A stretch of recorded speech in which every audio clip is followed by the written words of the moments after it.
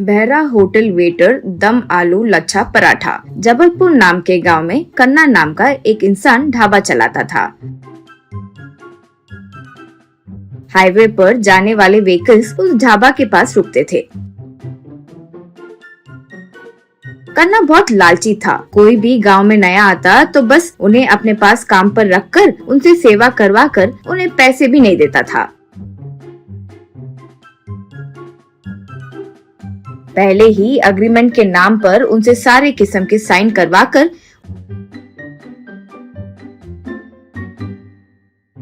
उनके पैसे पूछने पर उन्हें डराकर वे भाग जाए वैसे करता था। ऐसे कुछ दिन बीतने के बाद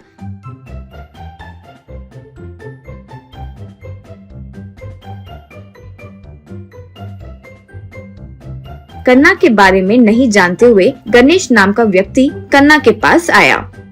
अब कन्ना से गणेश, भैया मेरा नाम गणेश है, मुझे काम चाहिए भैया, आप ही कोई रास्ता दिखाइए भैया। हमारे गांव में भी कहते हैं कि आपका हाथ बहुत अच्छा है, इसलिए आपके पास भागकर आ गया हूँ भैया।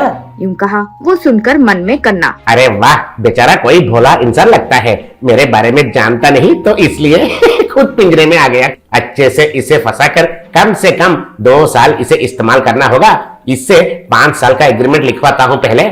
सोचकर गणेश से कन्ना, ठीक है भाई, अब और देरी किस बात की, शुरू करते हैं ड्यूटी। पहले हम 5 साल का एग्रीमेंट कर लेते हैं। यूं कहा। तब गणेश, उसमें क्या है भैया, मुझे मटन बिरयानी बहुत पसंद है भाई, मजा ही आ जाता है। यूं कहा। वो बातें सुनकर मन में कन्ना, ये क्या एग्रीमेंट कह रहा हूँ तो मटन कह रहा है, कहीं बहरा तो नहीं है। खैर जो भी है, मिला है तो बाहर नहीं गए तो बस है। अब बहरा हो या जो भी हो, हमें तो बस फायदा उठाना है। कहकर तब के तब अग्रीमेंट पेपर्स मंगवाकर गणेश से साइन करवाया। अब गणेश से होटल में काम करवाया।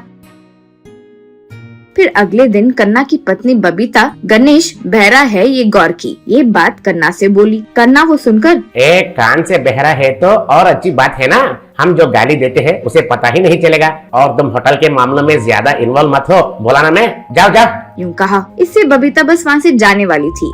कुछ देर में कस्टमर जोर से चिल्लाया। इससे कन्ना बबीता वहाँ भाग कर आए। अब अजीब तरीके से वो कस्टमर के प्लेट में जिंदा मुर्गी रखी थी। अब कन्ना से कस्टमर, ये कौन है भाई, मैं आलू लच्छा पराठा पूछा तो मुर्गी को लाकर रखा, पागल है क्या? मैं पहले ही वेजिटेरियन हूँ, ऐसा रहा तो तुम्हारे होटल पर कंप्लेंट दूंगा। यूं कहा। इतने में गणेश वो मुर्गी लेकर कस्टमर से, खाओ रे खाओ, अच्छे से खाओ, मुर्गी जिंदा है ना, खाओ खाओ अच्छे से खाओ। यूं कहा। बस वो देखकर कस्टमर वहाँ से भाग गया। ऐसे कस्टमर्स को तंग करते हुए आने वाले लोगों को गणेश फूड सप्लाई करने लगा।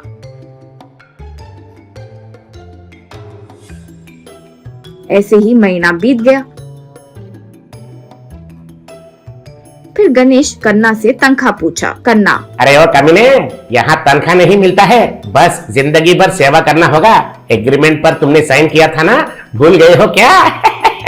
यूं कहा। इससे गणेश चुप हो गया। ये सब जब चल रहा था तो कन्ना के होटल पर राठौड़ नाम का राउडी आता था। वो मुफ्त में अपने आदमियों के साथ आकर कन्ना के पास आलू लच्छा पराठा खाकर जाता था।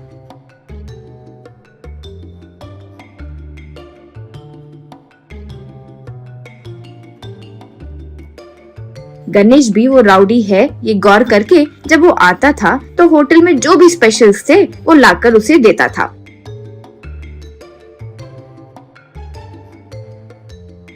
इससे राठौड़ के लोग गणेश को बहुत पसंद करते थे। एक दिन कन्ना दुकान में था। उन्हें देखकर एक सांबर बकेट के साथ गणेश उनके पास आया। अब उनसे गणेश, मुझे माफ कीजिए भैया, आप लोग हर रोज आकर भैंस की तरह खाते हैं, कहता है मेरा मालिक। मेरा कन्ना भैया कह रहा है कि आपके ऊपर गर्मा गर्म मछली का सांबार डालो, वरना मुझे तनख्वाह भी नहीं देंगे। और एक बात, आप मुझे बहुत पसंद है भैया, इसलिए ठंडा ठंडा सांबार डाल रहा हूँ भैया, कुछ गलत मत समझिए। कहकर राठौड़ और उसके गैंग पर गणेश सांबर डाल दिया। इससे सबके कपड़ों पर सांबर गिर गया। वो देखकर कन्ना भागते हुए आया और गणेश से लड़ाई करने लगा। अब कन्ना से राठौड़, अरे वाह, क्या एक्टिंग कर रहे हो रे। गर्मा गर्म मछली का सांबर डालने के लिए बोलकर कुछ भी नहीं पता है वैसा नाटक कर रहे हो। रुको रे, तुम्हें अभी सबक सिखाता हूँ। और ये क्या, हम पर सांबर नहीं डाला तो गणेश को सैलरी नहीं दोगे? अरे अब से वो तुमसे सैलरी नहीं लेगा, अब तुम उससे सैलरी लोगे। अब से ये होटल उसका है, तुम उसका वर्कर हो। गड़बड़ हुई तो क्या होगा तुम्हें अभी बताता हूँ रे। कहकर कन्ना को सब मिलकर खूब मारकर वहाँ से चले गए। फिर कन्ना से गणेश, देखा भैया, बहरा है, एग्रीमेंट है, ये सब बोले। अब देखो क्या हाल हो गया है। अब कस्टमर्स बहुत लोग आ रहे हैं, सबको आलू लच्छा पराठा सप्लाई करो, जल्दी जल्दी, देर मत करो, नहीं तो तनख्वाह नहीं दूंगा। कहते हुए चेयर पर बैठा। इससे कन्ना देखते देखते रोने लगा।